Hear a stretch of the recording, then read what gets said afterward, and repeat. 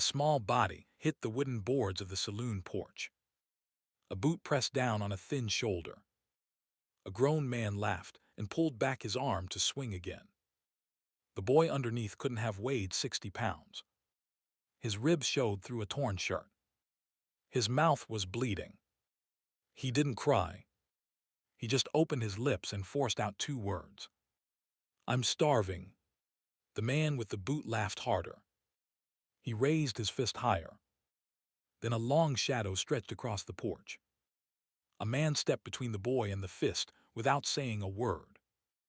Tall, lean.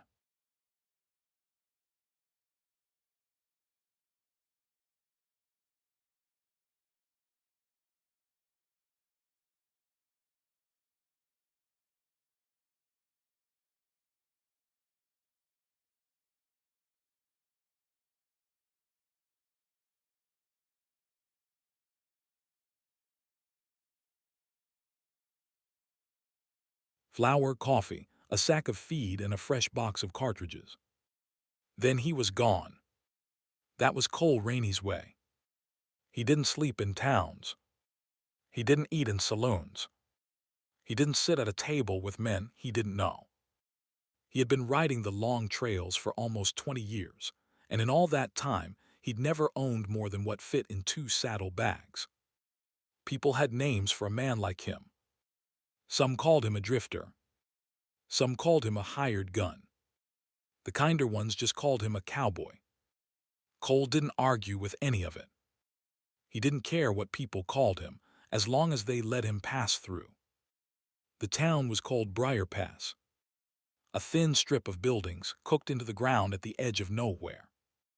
1 main street, 1 general store, 1 saloon, 1 livery stable, and 1 family that ran all of it.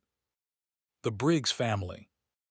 Now here's the thing about a town like Briar Pass. There was no real sheriff. There was a man with a tin star, but the star was Briggs' money. There was a circuit judge who came through twice a year, but he drank with the Briggs boys and rode out with their gold in his coat. Whatever the Briggs family decided, the town agreed with. Whatever they did, no one stopped. Cole had been to 100 towns like Briar Pass. He knew the smell of one before his horse stepped in. He kept his head down. He paid in cash. He did not look anyone in the eye longer than was polite. He intended to be on the trail south by sundown. He was tying his sack of flour to the saddle when he first saw the boy. The boy was small, maybe 8 years old, maybe 9, but starvation had pulled him backward. He sat against a wall outside the saloon. His feet were bare. His clothes hung on him like rags on a fence post. He held one hand cupped, and as men walked past him, he asked them very quietly for a coin or a piece of bread. Most men walked past him like he wasn't there. Cole watched for a moment. He had seen orphan boys in every town he'd ever ridden through. There was always one. Sometimes 2. Sometimes a whole pack of them sleeping behind the church. Cole had stopped being surprised by it a long time ago. He turned back to his saddle. He cinched the rope. He checked the strap on his rifle. He was ready to mount up and ride. That was when he heard it. The boy didn't shout it. He didn't cry it. He just said it the way a tired animal might say it, soft and matter of fact, to a man walking by with a bag of biscuits. "I'm starving." The man with the biscuits didn't even slow down. Cole's hand stopped on his saddle horn. He stood there for a long moment. He stared at the leather under his fingers. He told himself to mount up. He told himself that this town and this boy and this hunger were not his problem. He had a contract to deliver in 3 weeks. He had a long ride south. He told himself a lot of things. Then he heard a heavy boot step out onto the porch boards. It was Briggs. Or one of them. Cole didn't know which one yet, but he knew the type. Big shoulders. Wide belt. The kind of man who liked to be looked at, and the kind who got mean when he wasn't. He had two friends with him, one thin, one wide, both armed. Briggs walked over to the boy. He looked down. The boy's cupped hand came up. Briggs spit on the boy's hand. His friends laughed. The boy didn't move. He didn't cry. He just slowly lowered his hand and wiped it on his rags. That was the moment, you understand. That was the moment Cole Rainey, a man who had spent his whole life riding alone and answering to no one, made a decision he could not take back. He didn't know it yet, but his hand had already let go of the saddle horn. His boots had already turned in the dust. He was already walking. The three men turned at the sound of his boots. Cole didn't slow down. He didn't speed up. He walked the way a man walks when he has decided that talking is mostly over. He stopped about 6 feet from Briggs. The boy was on the boards between them, looking up. "Move along, friend," Briggs said. "This ain't your business." Cole looked at the boy, then at Briggs. He spoke quietly. "Step away from the kid." Briggs grinned. He looked at his friends. They grinned too. The thin one had his hand on the butt of a pistol. The wide one had his hand on a knife handle. "Or what?" Briggs said. Cole didn't answer. He didn't move. He didn't blink. Now there's something you have to understand about a stare like Cole's. He had it from 20 years on the trail. 20 years of looking at storms and snakes and angry men and dead men. It was not a hard stare. It was not a mean stare. It was the stare of a man who had already decided how this was going to end and was politely waiting for the other man to catch up. Briggs stopped grinning. "You know who I am, Cowboy?" "No," Cole said. "My name is Lyle Briggs. My family owns this town. My brother Hank is the law in this town. You step on me, you step on this whole valley." "All right," Cole said. Briggs blinked. "All right what?" "All right, I know who you are. Now step away from the kid." The thin one moved first. He went for his pistol the way a young man goes for a pistol when he wants to look fast in front of his friends. He never got it clear of the leather. Cole's left hand was already there, locked around the wrist, and Cole's right elbow came up and caught him under the jaw. The thin one folded straight down onto the boards. He didn't get up. The wide one came in with the knife. Cole stepped inside the swing. He took the wide one's wrist with his left hand and turned it the wrong way. The knife dropped. The wide one screamed. Cole didn't look angry. He looked like a man unsticking a stuck door. He drove the wide one's face down into the porch rail. Once. Hard. Then he let go. That left Briggs. Briggs hadn't moved. His mouth was open. Cole stepped right up to him, close enough to smell the whiskey on his breath. He spoke very quietly. "You spit on a starving child," Cole said. "In front of a whole street. You let me ride out of this town today."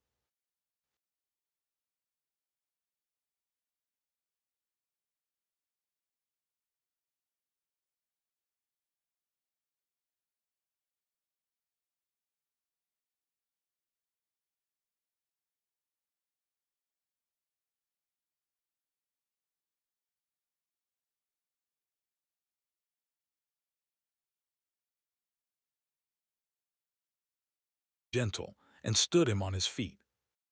The boy weighed almost nothing. "Go on," Cole said. "Get." The boy didn't move. "What's your name?" "Eli." "How old are you, Eli?" "Don't know, mister." "8, I think." "Maybe 9. Where's your folks?" "Cholera." 2 winters ago." Cole looked at the sky for a moment. Then he reached into his vest and took out 3 coins. He pressed them into the boy's palm. "There's a woman down the road runs a boarding house. I saw her sign. You take this. You tell her Cole sent you. You tell her to feed you for a week. You hear me? The boy nodded. Good. Go on. Cole turned and walked back to his horse. He didn't look back. He swung up into the saddle. He clicked his tongue. The horse moved. He was 20 yards down the street when he heard the bare feet running behind him. He didn't turn. He kicked the horse into a slow trot. The bare feet kept up for a while. Then they fell behind. Then they stopped. Cole rode out of Briar Pass and didn't look back. He rode through the long flat ground south of town. He rode up the slope to the ridge where the road bent. He stopped at the top, the way a man stops to check his horse's footing, and he looked down at the town one time. A small figure was running along the road. Falling, getting up, falling, running. Cole sat there for a long time. Then he turned the horse and rode down off the ridge, back the way he had come. By the time he reached the boy, Eli had stopped running. He was sitting in the dust, breathing hard, both knees bleeding. He looked up when the shadow of the horse fell over him. He didn't say anything. He didn't beg. Cole leaned down. He lifted the boy onto the saddle in front of him. Eli weighed less than a sack of flour. Hold on, Cole said. He rode the boy to the boarding house at the end of town. The woman there was a widow named Mrs. Doyle. She took one look at the bleeding knees and the rags and the bruises, and she opened the door wider. Cole gave her gold. Real gold. More than a week's worth. Feed him, Cole said. Get him a shirt. Get him shoes. Don't ask questions. Mrs. Doyle nodded. Cole turned to leave. Mister, she said. He stopped.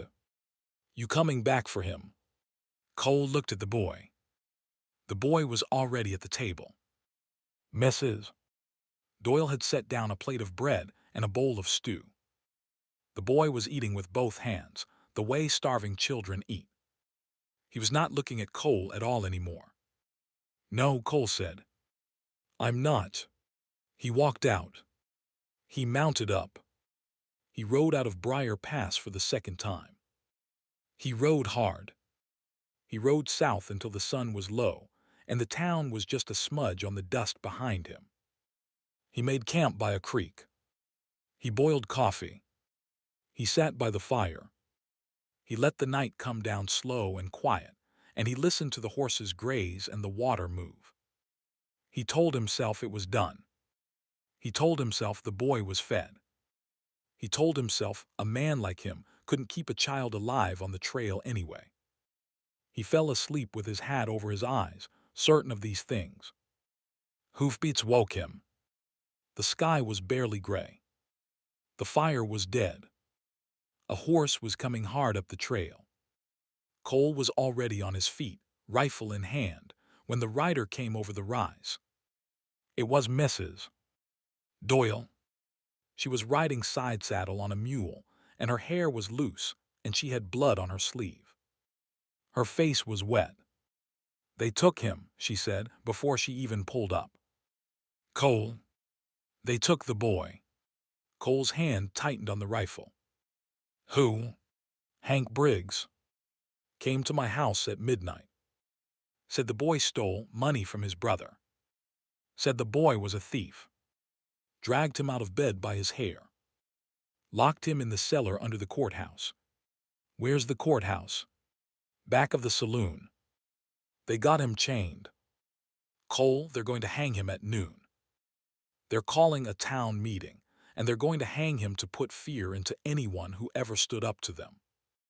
They're going to hang an 8-year-old boy. Cole. Cole was already saddling his horse. Now here's where it changed. You understand. Up to this point it had been a dust-up. A bully and a kid and a cowboy. Personal. The kind of thing a man could walk away from with a clean conscience, because the boy was fed and the bully had been embarrassed. But this wasn't personal anymore. This was the law, or what passed for it. This was a town, a system, a whole machine of men and money and rope, all turning together to kill a child. To kill a child specifically because Cole had stood up for him. Cole understood that without anyone having to say it. If he rode south, the boy died.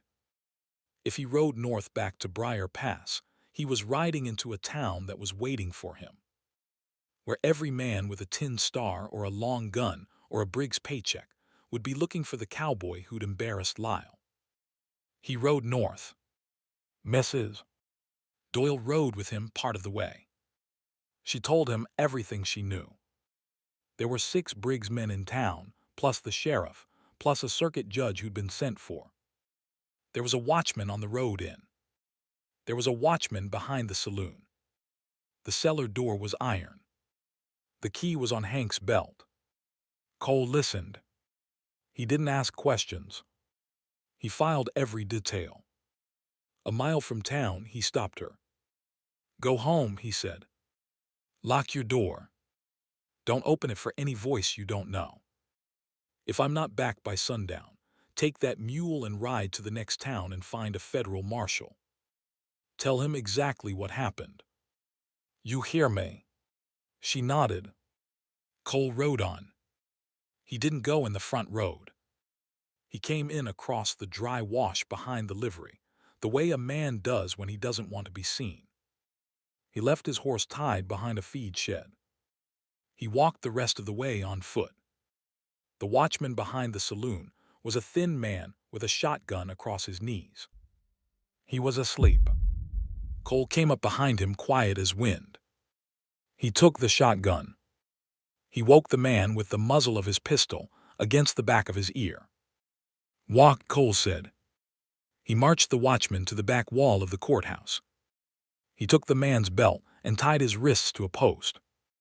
He took the man's bandana and tied his mouth shut. The cellar door was where Mrs. Doyle had said.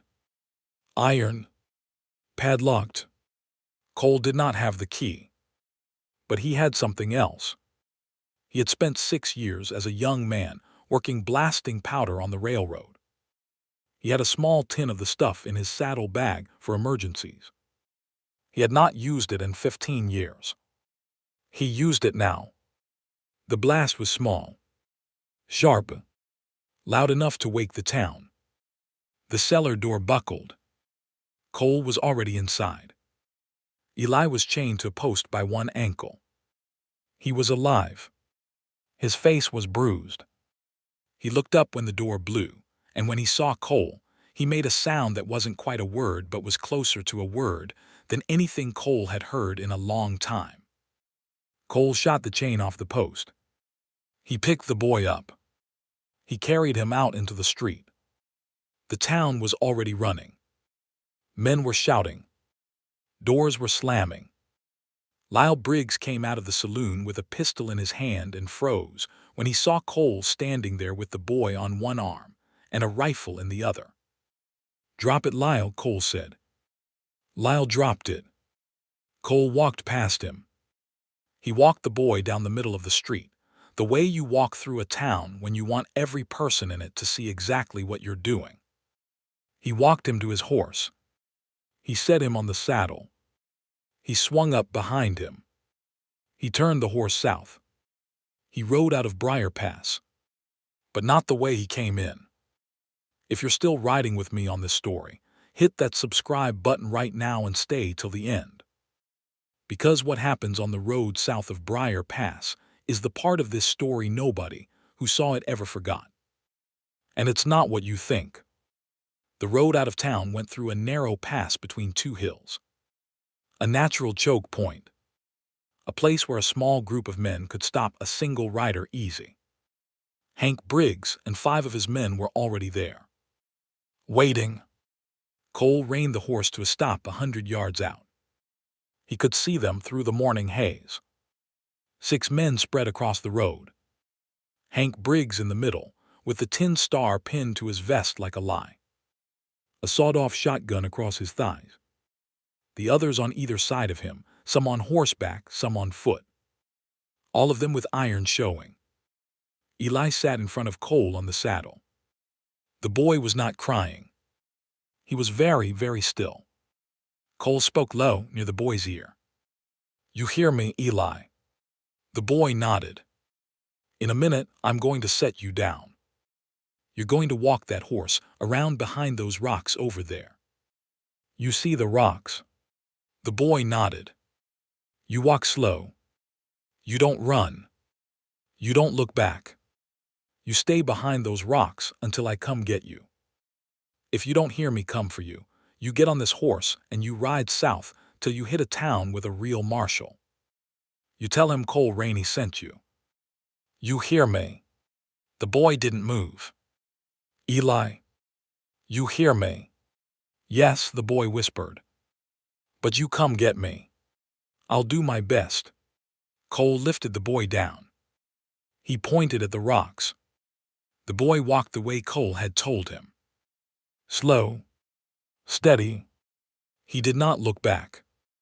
Cole kicked the horse. He rode forward. He stopped about 30 feet from Hank Briggs. He didn't draw. "Hank," he said, "tell your men to go home." Hank laughed. The laugh didn't reach his eyes. "Funny man," Hank said. "You got one boy. You got one rifle. We got 6 guns and a charge of horse theft and assault and breaking a county jail. You ride away today, you hang in 3 counties. I don't plan to ride away," Cole said. "Then you plan to die. I plan for you to send your men home. I'm going to ask once." The men on either side of Hank started to laugh. The laugh stopped when Cole moved. "Now, I'm not going to make this prettier than it was. It was not a duel. It was not a song. It was 6 seconds of bad work, and Cole did it because no one else was going to." Cole's rifle came up faster than men in that town had ever seen a rifle come up. The first shot took Hank Briggs in the shoulder and spun him out of the saddle. The second shot hit the man on Hank's right in the leg. The man on Hank's left fired back and missed wide. Cole shot him in the chest. 3 down. 3 to go,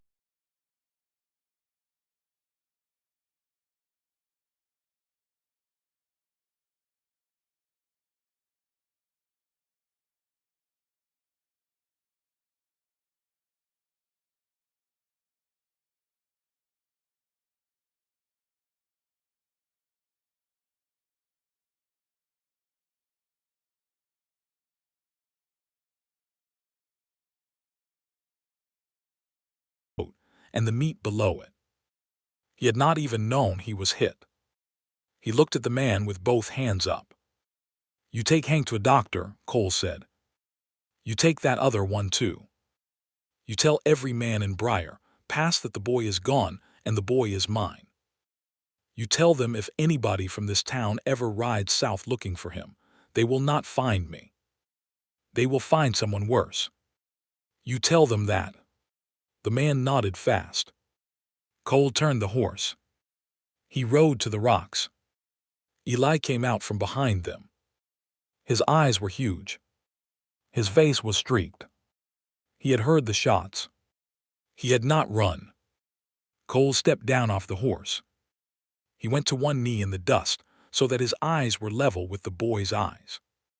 "You all right?" The boy didn't answer. He stepped forward. He put both small arms around Cole's neck. He held on the way a child holds on when there is nothing else in the world to hold. Cole stayed there a long time. His arms were stiff at first. Then slowly, one of his hands came up and rested on the back of the boy's head. He had not held a child in 26 years. The last child he had held had been his younger brother, dead of fever at age 9, in the back of a wagon on a road outside Galveston. Cole had been 17. He had buried his brother himself with a borrowed shovel in a field of bluebonnets. He had not stopped writing since. He held the boy. After a while, he picked Eli up and lifted him onto the horse. He rode south. He rode 3 days. He stopped in a real town, with a real marshal and a real doctor and a real church. The marshal listened to Cole's story. He sent 2 riders north to look into the Briggs family. The doctor cleaned Cole's shoulder and stitched it. The widow at the boarding house gave Eli a hot bath and a clean bed. Cole stood in the hallway outside the boy's room that night. Mrs. Doyle had told him about a family 3 towns over that took in orphans. Good people.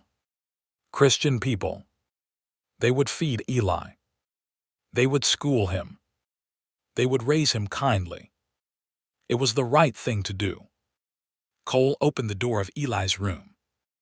The boy was awake. He was sitting up, watching the door, waiting. Cole sat down on the edge of the bed.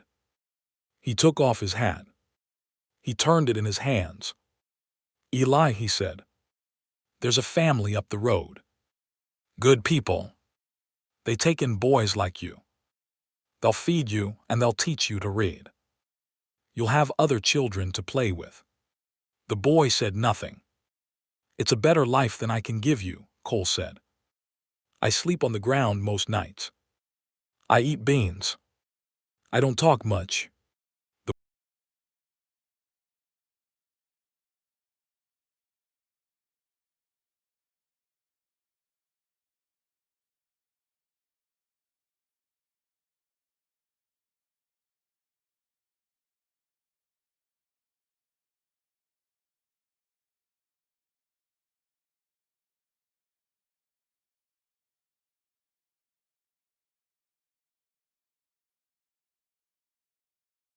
Eli said, if I ever found a man worth riding with, I should give it to him. Cole closed his hand around the wooden horse. He did not say anything for a long time. Then he stood up. He set the wooden horse on the table by the bed. Get some sleep, he said. We ride at dawn. 3 months later. There was a small valley 2 days' ride south, where a creek bent around a green hill and the grass grew shoulder-high in summer. Nobody had built on it because the road did not pass through. You had to know it was there. Cole bought it with the last of his savings and a contract from a cattle baron who owed him a favor. He built a 1-room cabin himself. Eli helped. The boy learned to swing a hammer badly at first, then better. He learned to peel logs. He learned to mix mortar. He learned what a plumb line was for. By the time the roof was on, his hands were not the hands of a starving child anymore. They were the hands of a boy growing into a useful man. Cole bought 4 cows and 2 horses and a dog. The dog adopted Eli on the first day and slept at the foot of his bed every night after. In the mornings, Cole taught him to ride. In the evenings, he taught him to read. They read out of one book Cole carried in his saddle bag, the only book he had ever owned, a battered Bible his mother had given him before she died. Eli read the easy parts first. Then he read the hard parts. He had a quick mind. He learned faster than Cole had expected. It was not a pretty life. There were nights when the wind was too cold, and the cabin too small, and Cole's bad shoulder ached so bad he could not sleep. There were days when Eli woke up crying for parents he could barely remember anymore. There were stretches of bad weather and stretches of bad luck and one near bad winter where the cows almost didn't make it. But it was a life. And Cole, who had ridden alone for 20 years, who had answered to no man on earth, found that he answered now to a small voice in the morning asking if there was bacon, and a smaller voice at night asking if Cole would tell him the story about the railroad, and a voice in between that said things like, "Pa, look," and "Pa, I caught one," and "Pa, am I doing this right?"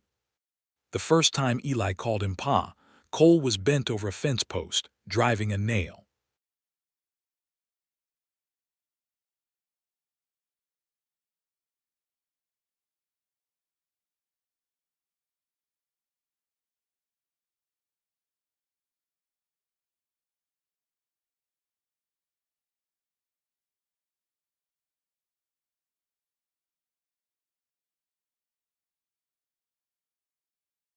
After a while, he went back inside and pulled the blanket up over the boy and went to bed.